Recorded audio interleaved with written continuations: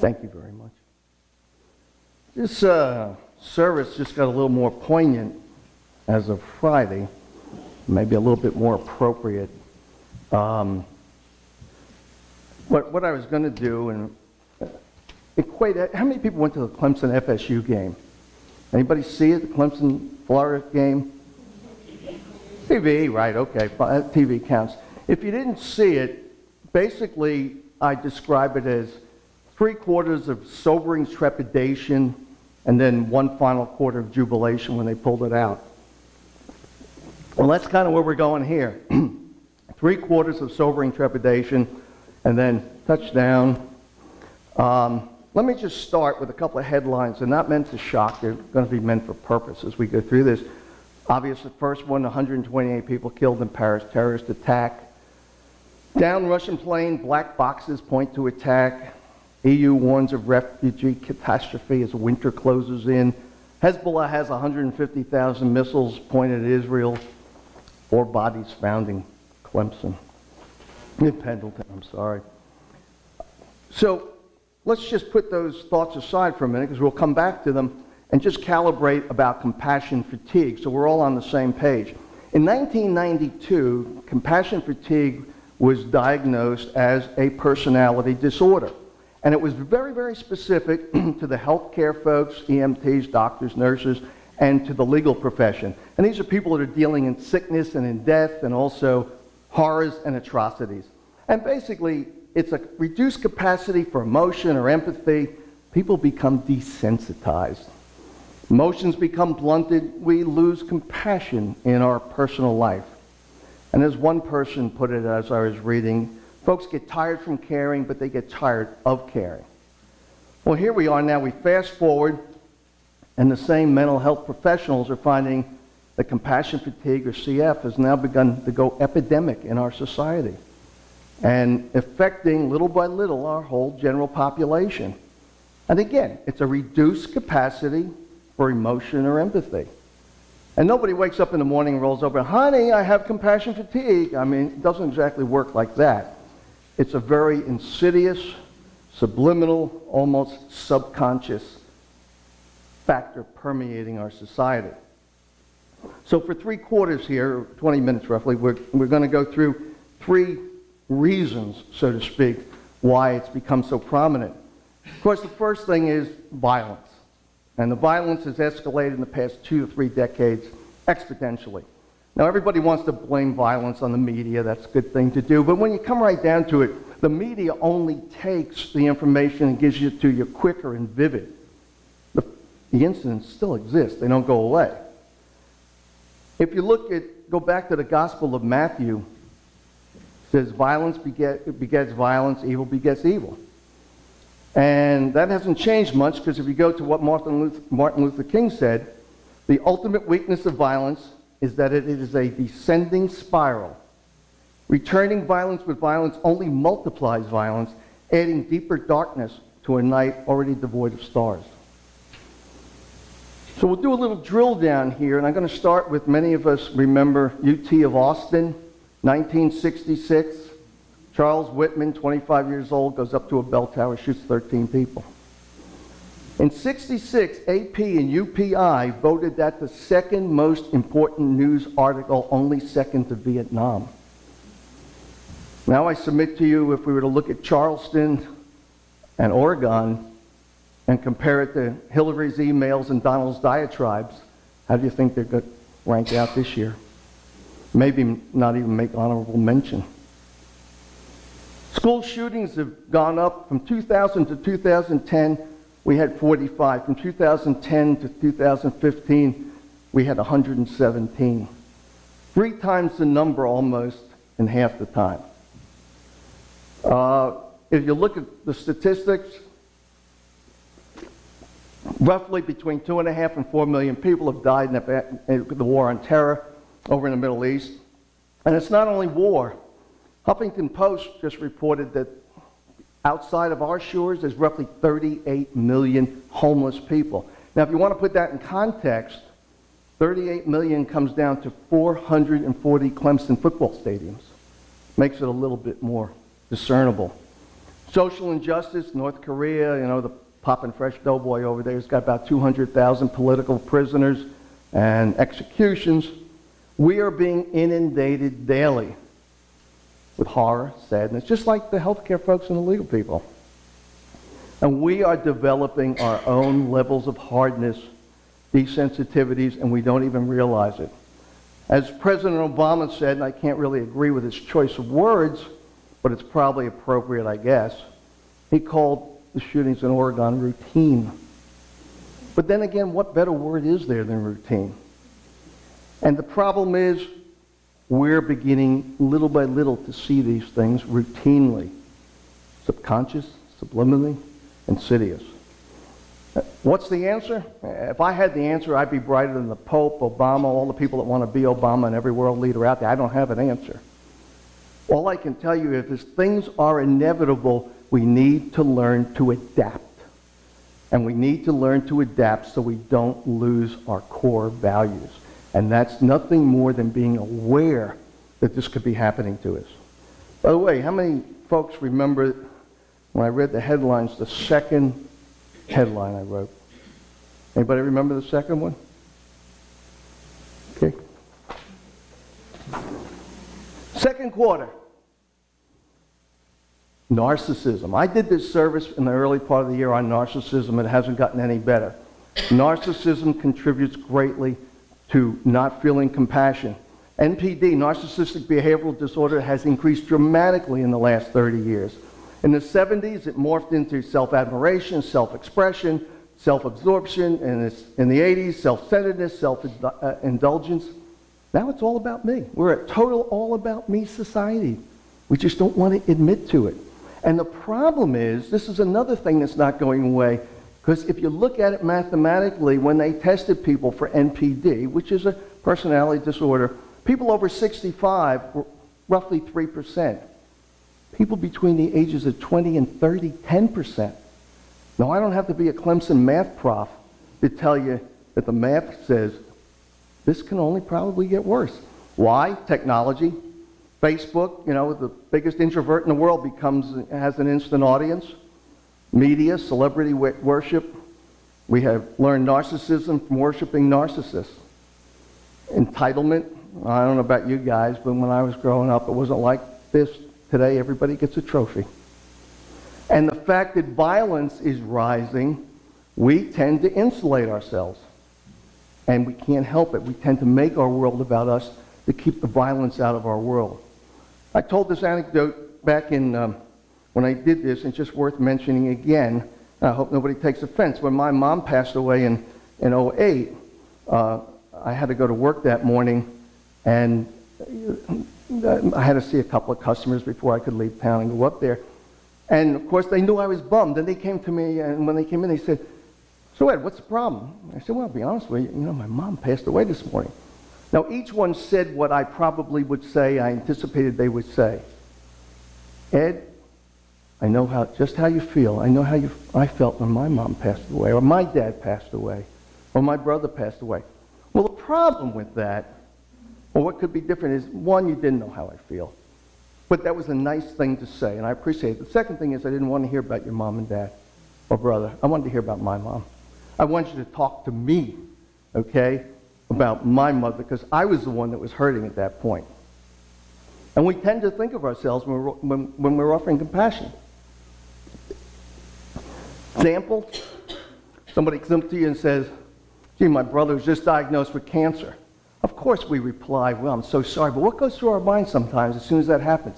When was my last PSA test, my last colonoscopy, my last mammography? Doesn't it kind of run through your mind a little bit? We check ourselves out. Somebody says, "My dad had a heart attack.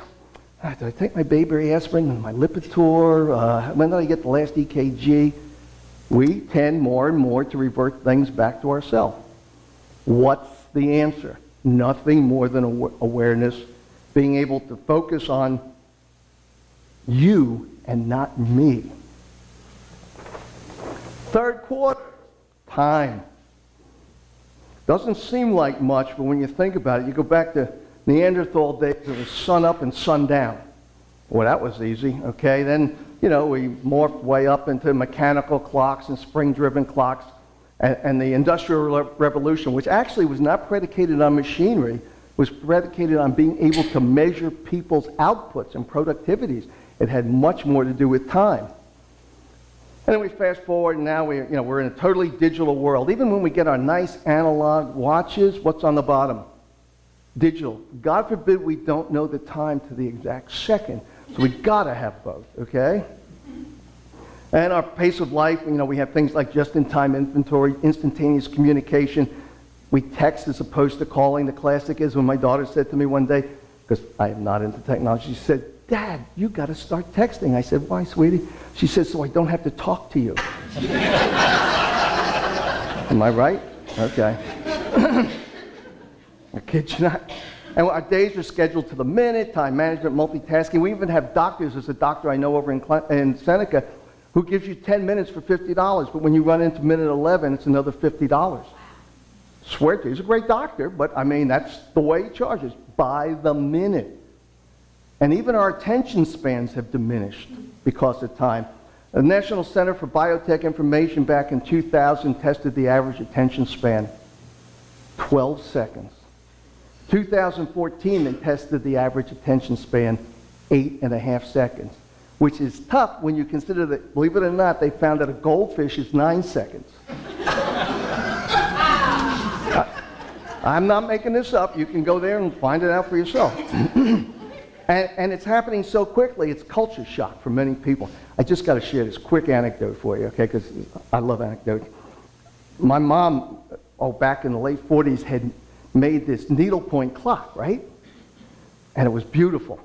And of course, fast forward to 4 years ago, my dad, who at the time was 98, you want to talk about culture shock, here we go. He comes to me and says, "Son," that's me, he says, "Son, Mom's clock stopped working." "Oh, Pop, okay."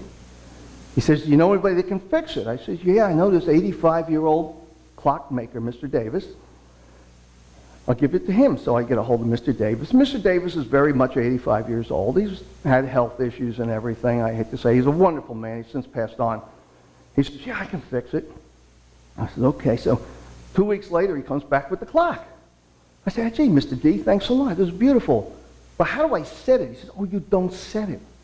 He says, "It's atomic." I says, "It's what?"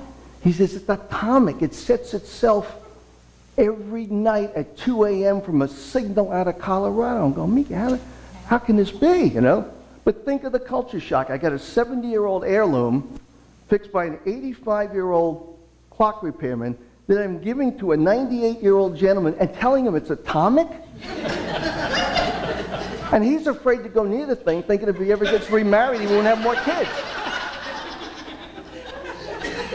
He'll be 102 next week, so anything can happen. But true story up until him not going near it, okay?